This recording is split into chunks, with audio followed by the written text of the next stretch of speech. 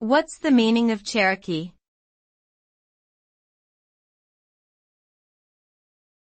Cherokee.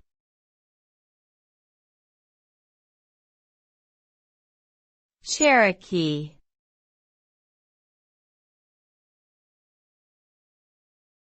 Cherokee.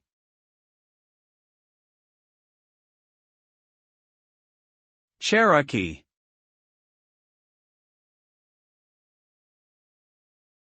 Cherokee refers to a Native American tribe originally located in the southeastern United States. The name Cherokee is believed to have been derived from a Muscogene word meaning people of a different speech. The Cherokee people had a complex society with a written language, religious beliefs, and political structures. Unfortunately, they were forcibly relocated to Indian Territory, now Oklahoma, in the 1830s, in what is known as the Trail of Tears. Despite this tragedy, the Cherokee Nation still exists today, with a thriving culture and community.